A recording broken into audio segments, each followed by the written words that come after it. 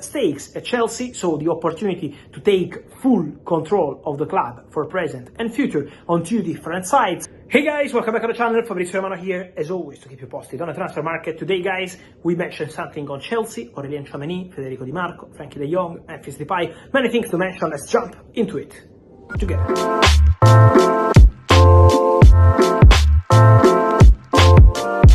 And so guys, the market is always open for the free agents. We keep waiting for important updates on Adrien Rabiot, who keeps saying no to Turkish opportunities to Galatasaray. Again, in the last 24 hours, despite a break clause included in the contract, Adrien Rabiot still doesn't want to go to Turkey. So Adrien Rabiot is waiting for an opportunity in the top 5 leagues, no intention to go to Turkey, and as of today, still not opening the doors to Saudi Arabian clubs. So let's see what happens with Rabiot, but Europe remains his priority. Meanwhile, Corinthians are completing all the formal steps to sign Memphis Depay on a 2-year deal. In the next days, everything should be completed formally. Now they are preparing the contracts, preparing the documents, and then Memphis Depay to Corinthians will be a here we go. Meanwhile, guys, we have many reports in the last 48 hours, started from a top finance source like Bloomberg and now everywhere in England, about Chelsea situation. I'm not gonna enter into it because, you know,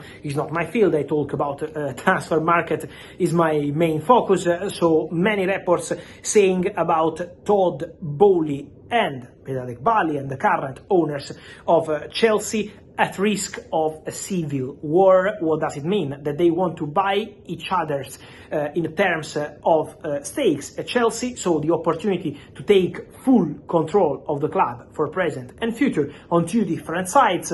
All mentioning, again, is not on me, but all the reports we have in the last 48 hours, this tense situation between the two parties. So let's see how it's gonna end up, but I wanted to clarify something on the market. I can guarantee that as of today, despite all these reports, despite all these stories, the indication at Chelsea for the technical side, and so we go on the transfer market, we go on the strategy, the indication to those who take care of signings, of scouting, especially for the talents for Chelsea future. Last night we saw Brazil, Ecuador, Kendry Páez, William Estevao, the future of Chelsea. These players will arrive in 2025. I can guarantee that as of today, despite all these reports on Chelsea owners' situation, the technical staff still has very clear indications. Continue with the current idea, continue with the current plan, keep looking for top talents for the future, keep working on this model. Then guys, we will see what's gonna happen in the next weeks and months with this ownership situation, but for sure the project of Chelsea as of today is absolutely not changing. They keep working on talents,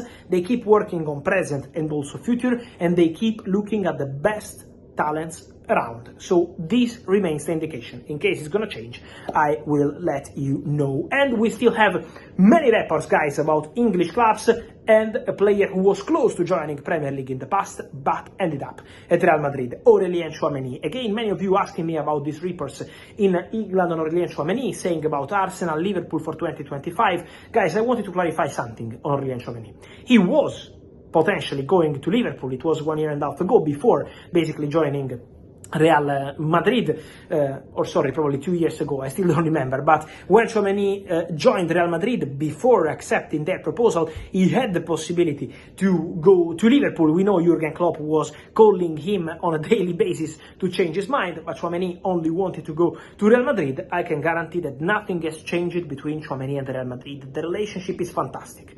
Tchouameni is very happy at Real Madrid. Tchouameni is only focused on Real Madrid. Also, Real Madrid love Aur&eacute Tchouameni. When I say Real Madrid, I mean the president, the manager, Carlo Ancelotti, the technical staff. Why? Because he's a top professional, top guy, so in the dressing room he's really popular and really appreciated by all his teammates and people in the staff, but also on the pitch, top midfielder, we know that, but also at Real Madrid, they really appreciated how he was adapting at the centre-back position. So forget about the rumors on Adrien Tchouameni. As of today, then I can't predict the future, but as of today, the relationship between Tchouameni and Real Madrid is fantastic. So no expectation for Tchouameni to leave Real Madrid, and the intention is absolutely to continue together for present and future.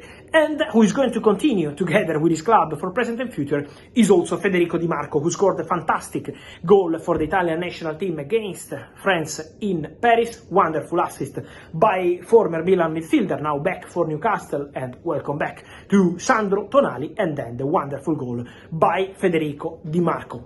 Top player who is doing very well in Serie A and in Champions League for Inter, and also with the Italian national team for years now.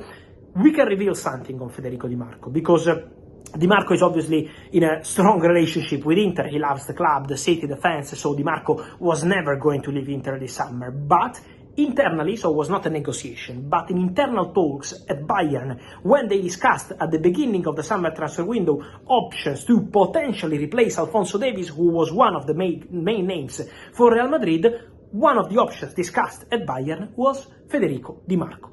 They had some internal discussion about Dimarco. He was one of the names mentioned when they were considering opportunities to replace Alphonso Davies. Not only Dimarco, they had 3 names in a short list. Dimarco was one of them, but then Alphonso Davies ended up staying. They never made contact with Inter because they knew that Dimarco was never going to leave. The relationship between Inter and Dimarco is super strong, so they absolutely wanted to continue together, but Bayern started thinking about this possibility. Then nothing happened, also because Alphonso Davies is now staying at Bayern. Then we will see next summer what happens. But let me clarify again, between Inter and Dimarco, the relationship is super strong, and there is absolutely no plan or intention to part ways in any case. And then, guys, many questions we received over the summer, especially in August, about Frenkie de Jong, because we had new rumors about Manchester United. We always have rumors about Man United and Frenkie de Jong. But also in this August, since Erik ten Hag joined Manchester United, we always have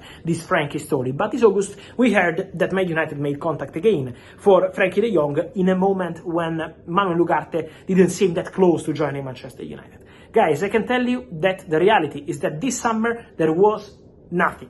Zero between De Jong and Man United. They never started a proper negotiation because, first of all, De Jong never wanted to leave. Second, De Jong is fully focused on Barcelona. Third, is still too expensive for Manchester United. Not just the transfer fee, but also the salary of Frenkie de Jong is very high, and so for Man United was not something possible to afford this summer. And also, another important point, the target for Man United was only a different kind of midfielder this summer. Then in the future we will see. But this summer they wanted a defensive midfielder, a player with the skills and the name of Manuel Ugarte. As I always told you, number 1, 2 and 3 option for United was only Manu Ugarte. He was only waiting for United, so there was never a possibility to go for Frenkie de Jong, never a concrete opportunity. Now Frenkie de Jong is working to return on the pitch as soon as possible after his injury, so good luck to Frenkie de Jong. But trust me, this summer and in the recent months, between Ten Hag, United, Frenkie de Jong, his agents, there was absolutely zero.